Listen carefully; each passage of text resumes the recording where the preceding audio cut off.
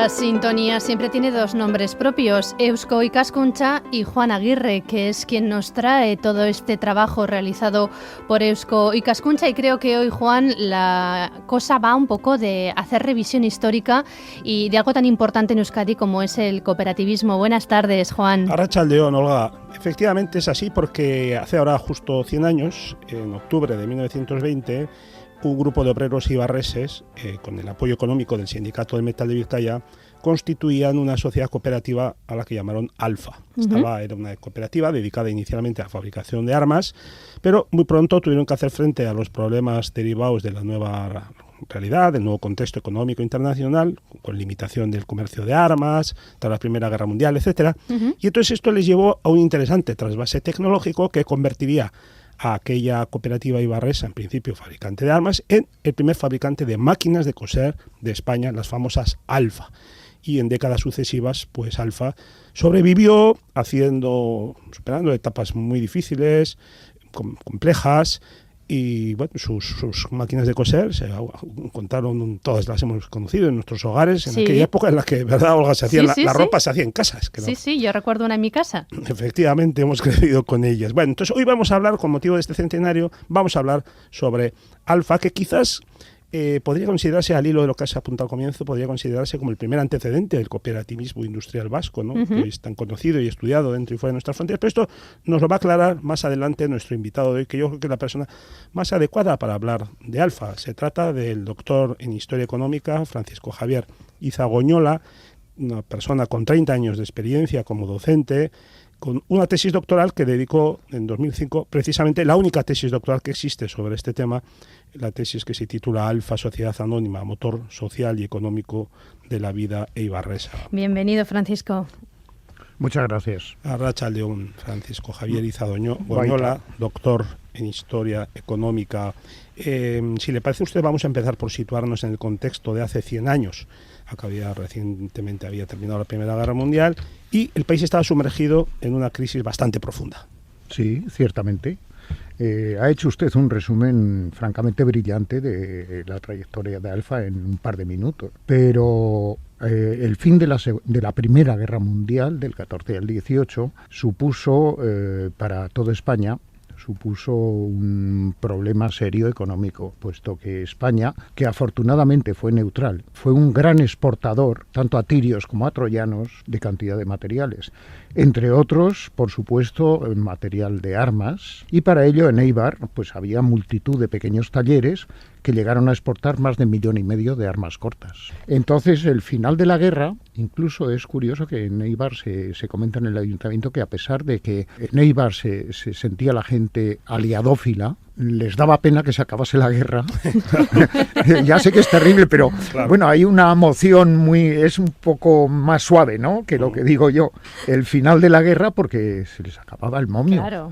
Entonces, esto da lugar a muy serios problemas, no solo en la industria armera, en el resto de España y en todos los sitios hubo serios problemas porque la exportación se acabó. Y durante la guerra, como la exportación había sido tan elevada, los precios subieron muchísimo, de manera que los beneficios industriales fueron enormes, pero la inmensa mayoría de la población, al subir los precios por la demanda exterior, tuvo que pagarla con precios mucho más altos, mientras que los salarios no subían al mismo ritmo. Claro, la carestía de la vida, sí. Esto es. Bueno, pues tras una serie de huelgas y de cierres patronales, un grupo de obreros constituyen esta cooperativa Alfa con estas palabras que son muy significativas. Si los patronos pretenden hacer sindicalismo, los obreros socialistas haremos de patronos. Bueno, es esa idea sindical socialista, ¿no?, que caló bastante hondo en la sociedad vasca. Así está documentado con esas palabras. Claro, entonces, al final de la guerra, los patronos, sobre todo en la industria armera ibarresa, pues hicieron lo que se llama lockout, el cierre patronal.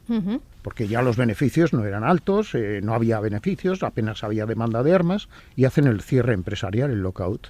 Entonces dicen los obreros, bueno, pues joder, si los empresarios hacen de sindicalistas cerrando, claro, vamos a hacer nosotros de empresarios. Es real, viene así documentado. Y cuentan con apoyo, que lo he comentado al comienzo, con apoyo económico del Sindicato del Metal. Sí, vamos a ver. Cuando se deciden a crear esa cooperativa, que se decía si era la primera cooperativa de producción de España. Yo mismo lo dudo. Ya. Yo mismo lo Se ha dudo dicho porque algunas veces, sí. había una cooperativa anterior que era una cooperativa de fabricación de escopetas, que era Danobat. O sea, también aquí, también en el País En Vasco. Eibar. En Eibar mismo. Sí, que luego se la quedó Alfa. Entonces yo creo que esa puede ser la primera cooperativa de producción, porque cooperativas de consumo Sí, de había consumo ha antes, habido Sí, a lo largo de la sí, historia. sí. Pero bueno, sí se puede decir que Alfa es una de las primeras. Sí, sí, Y entonces, sí, vamos, el tema sin ninguna duda. el apoyo económico de Vizcaya. El Sindicato del Metal de Vizcaya es el que pone el primer dinero para la compra de las primeras acciones que a partir del 28 de octubre de 1920 quieren emitir los obreros que forman esta cooperativa. Entonces el capital para la compra de esas acciones la proporciona el Sindicato del Metal de Vizcaya socialista. Y los trabajadores que conforman esa primitiva cooperativa son todos socialistas, deben ser por estatuto socialista o miembros de la Casa del Pueblo socialista, evidentemente. Esto en cuanto al apoyo material, pero luego están estos factores intangibles que usted, profesor Izagoñola, subraya en su libro, en su estudio doctoral. Alfa solamente se puede explicar porque hubo una confluencia de factores tales como una cultura empresarial bien afirmada, un elemento obrero con conciencia de clase y además gente con una buena capacidad organizativa. Entonces yo le quería preguntar, ¿estas son características privativas específicas del tejido socioeconómico de Eibar y de la comarca en general o también se daba en otras latitudes?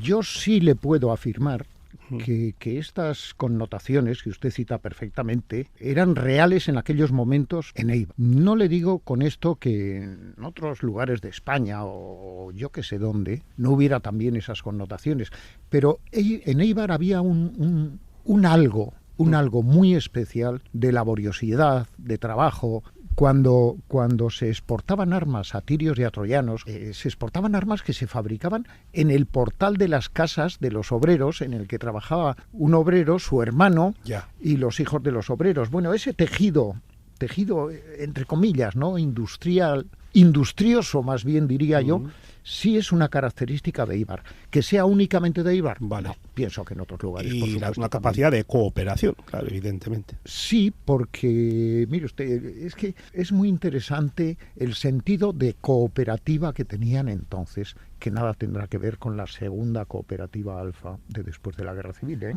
Bueno, ¿y qué ventajas competitivas presentaban las manufacturas de Alfa en sus pues armas? Una muy sencilla, se la voy a decir de entrada. El precio. El precio era muy competitivo. Lo que ocurre es que no es solo el precio. Diríamos que la relación calidad-precio.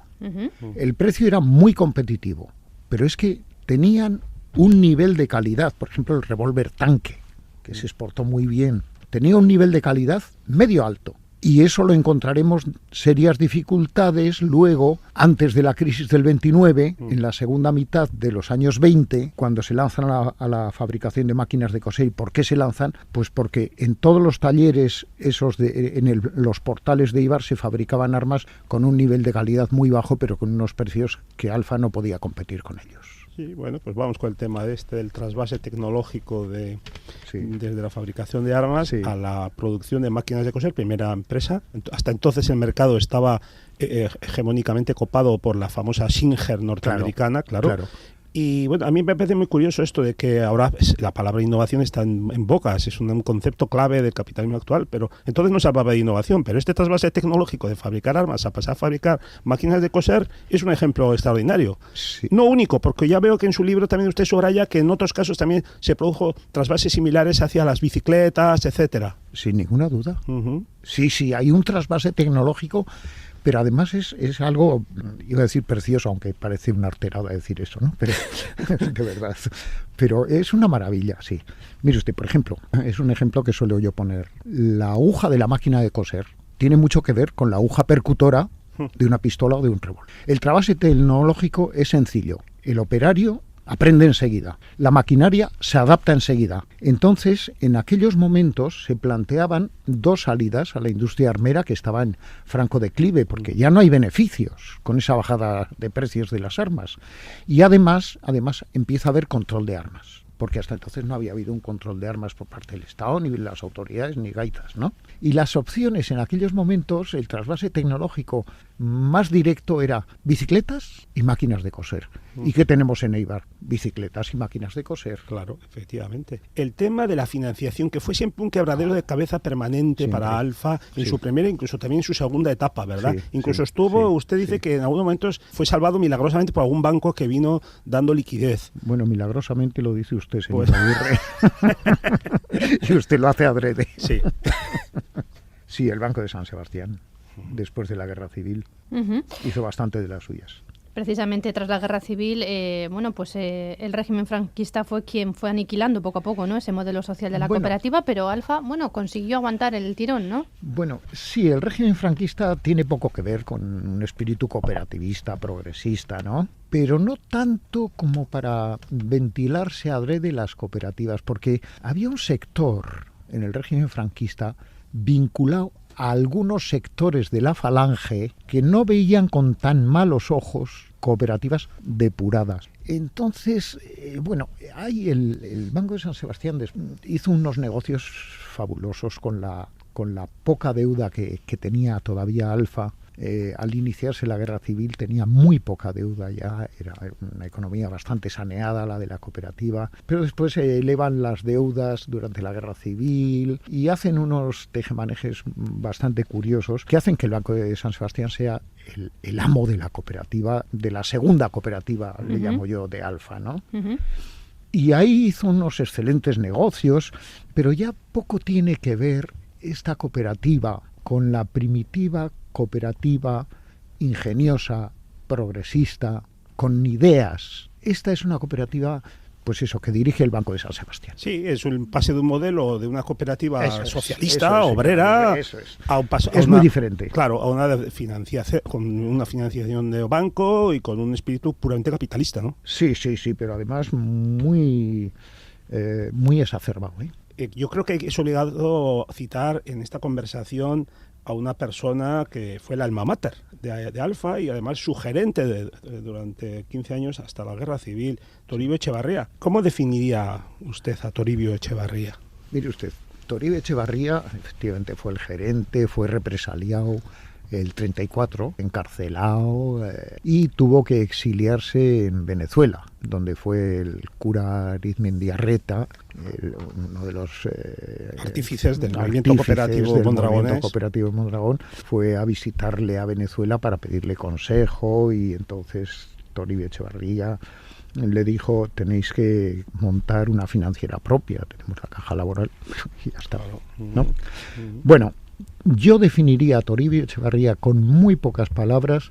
Era un obrero ilustrado en su mejor sentido de la palabra. Sí, era un humanista.